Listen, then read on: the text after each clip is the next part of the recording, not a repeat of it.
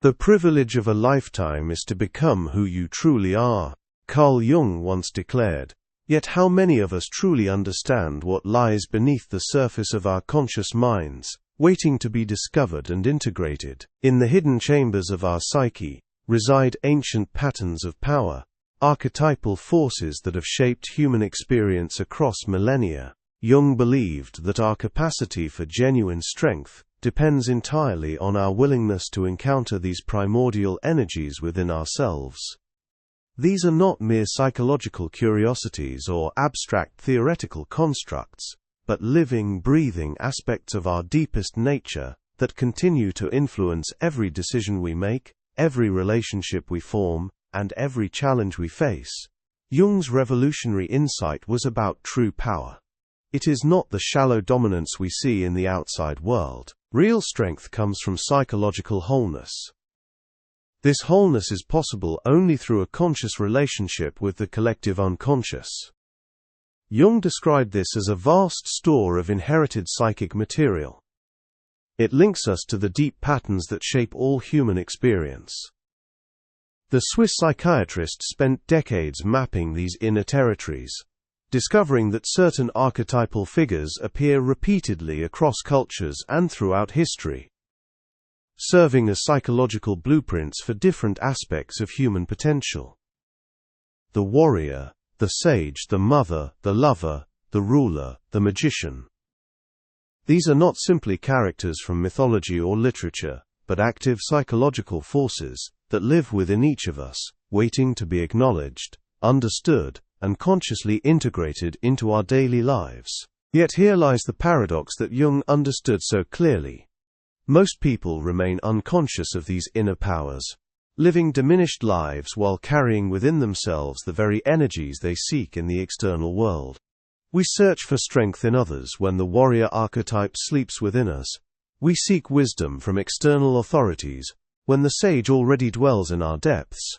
We crave leadership from politicians and celebrities when the ruler archetype lies dormant in our own psyche, waiting for recognition and conscious activation. Jung observed that modern civilization has systematically disconnected us from these primal sources of psychological energy, creating what he termed the modern neurosis, a collective condition characterized by feelings of emptiness, meaninglessness, and powerlessness that emerge when we lose contact with the archetypal foundations of our being. In traditional societies, elaborate rituals and ceremonies serve to connect individuals with these deeper layers of the psyche, providing pathways for accessing and integrating archetypal energies in healthy, conscious ways. The young warrior underwent initiation rites that awakened the warrior within. The apprentice scholar engaged in practices that activated the sage, and the potential leader participated in ceremonies that invoked the ruler archetype. But in our rationalized materialistic culture, we have largely abandoned these psychological technologies, leaving millions of people feeling disconnected from their own inner sources of strength and vitality. This disconnection manifests in countless ways throughout contemporary life. The epidemic of anxiety and depression that reveals our separation from the archetypal mother's nurturing embrace, the prevalence of imposter syndrome that indicates our failure to embody the ruler's natural authority, the widespread spiritual emptiness that reflects our estrangement from the magician's transformative power, the difficulty with intimate relationships that stems from our disconnection from both the lover's passionate engagement and the sage's discerning wisdom. Jung recognized that these are not merely individual psychological problems, but collective symptoms of a culture that has lost its connection to the deeper wellsprings of human experience. Yet within this crisis lies an unprecedented opportunity. For when we begin to understand and work consciously with archetypal energies, we gain access to sources of strength and creativity that our ancestors could hardly imagine. The path to archetypal integration begins with what Jung called active imagination, a process of conscious engagement with the unconscious mind that allows us to encounter these inner figures directly and establish ongoing relationships with them. This is not passive fantasy or wishful thinking, but a disciplined psychological practice that requires courage, patience, and discernment. When we learn to recognize the voice of the inner warrior, we discover that it speaks not of aggression or violence, but of principled action, and the courage to defend what we value most deeply. The archetypal warrior knows when to fight and when to retreat, when to stand firm and when to yield, when to act decisively and when to wait for the right moment. This is the energy that enables us to set clear boundaries, pursue our goals with determination, face our fears with courage, and protect ourselves and others from genuine harm. Similarly, when we establish conscious contact with the inner sage, we find not an abstract intellectual voice, but a deep wellspring of practical wisdom that emerges from the integration of knowledge and experience. The archetypal sage understands the patterns that govern human behavior, sees through surface appearances to underlying realities, and possesses the long view that allows for patient, strategic thinking.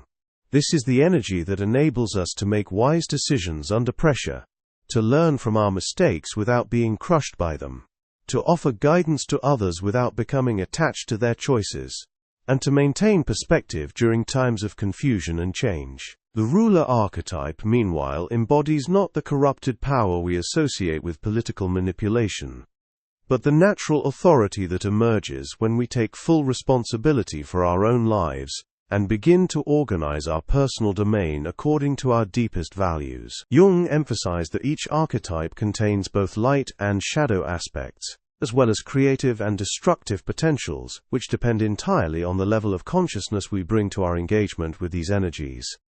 The warrior can become the destroyer when driven by unconscious rage or the need to dominate. The sage can transform into the critic when contaminated by intellectual pride or emotional detachment. The ruler can devolve into the tyrant when motivated by fear or the hunger for control. This is why archetypal work requires not just recognition and activation, but ongoing integration and refinement.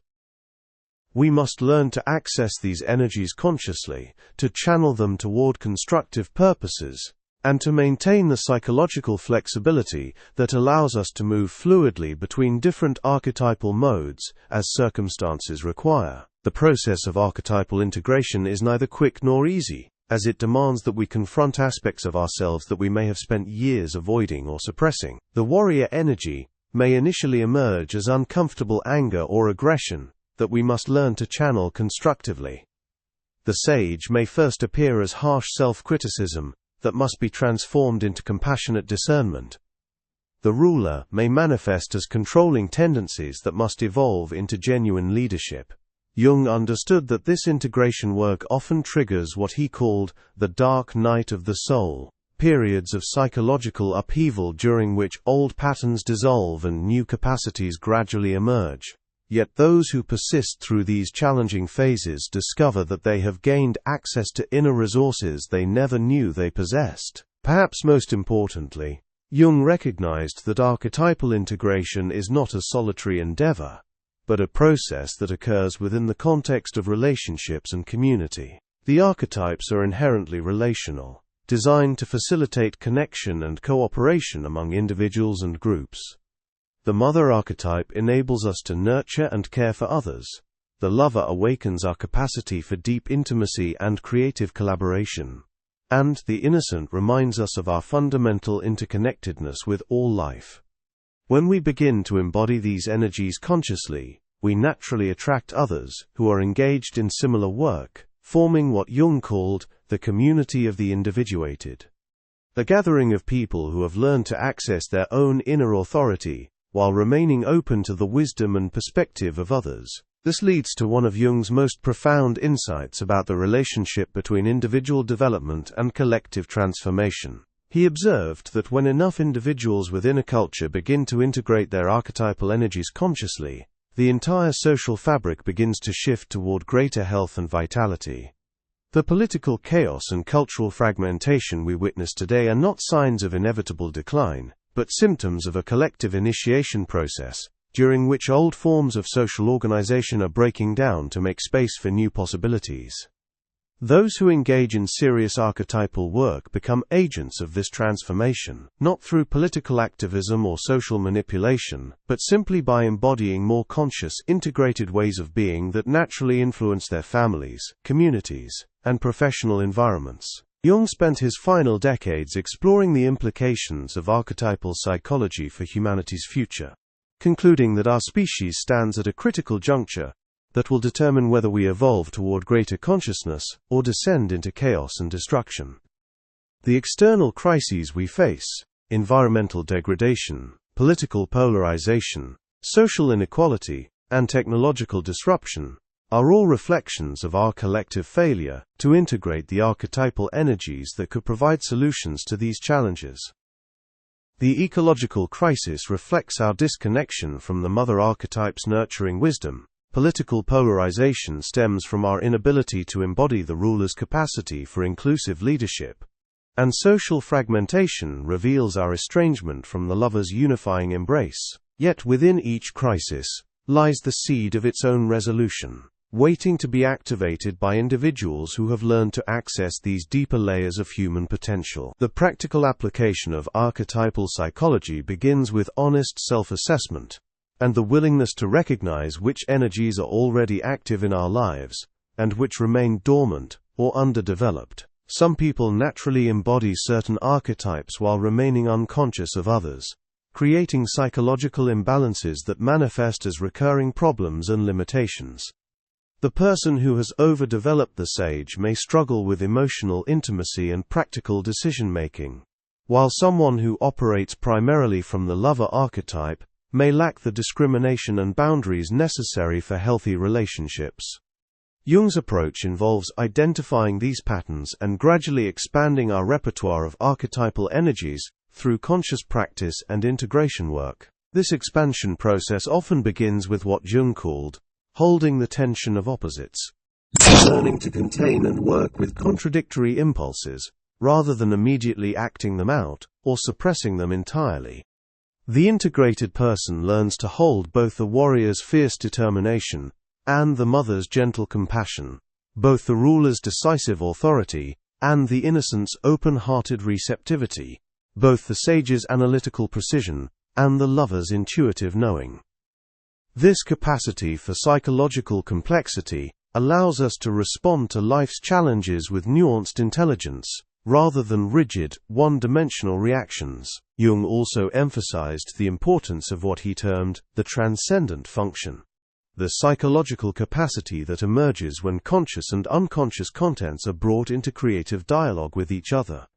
Through dream work, active imagination, artistic expression, and other forms of inner exploration, we can access the wisdom of the unconscious while maintaining the discriminating awareness of our conscious mind.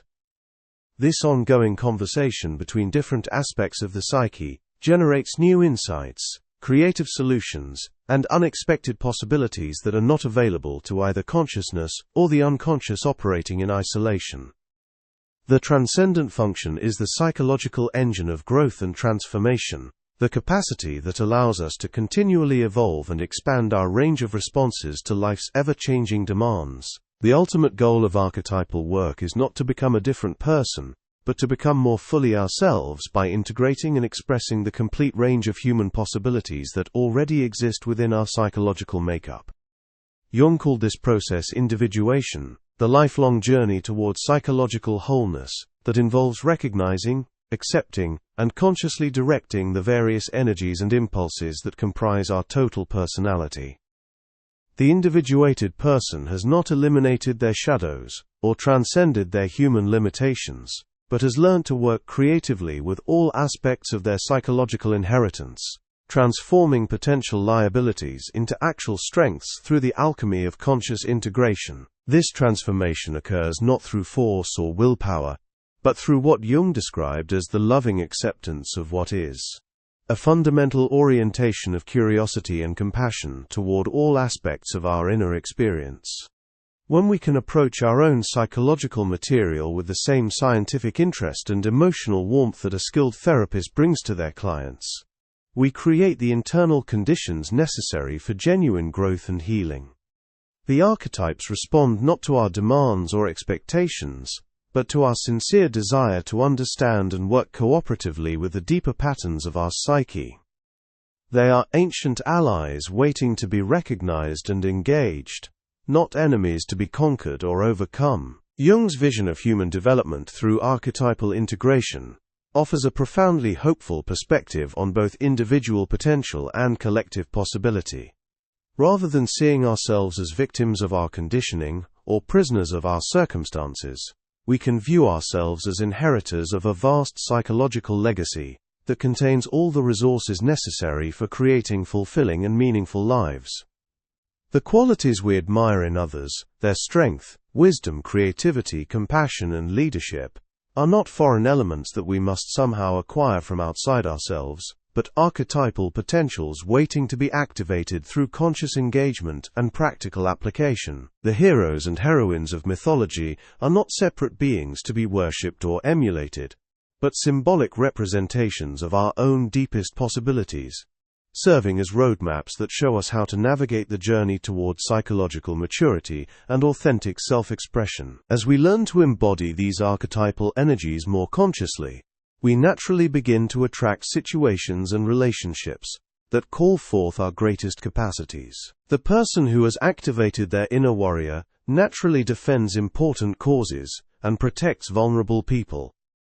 The one who has awakened the sage discovers opportunities to teach and guide others. The individual who embodies the ruler creates enterprises and organizations that serve the common good.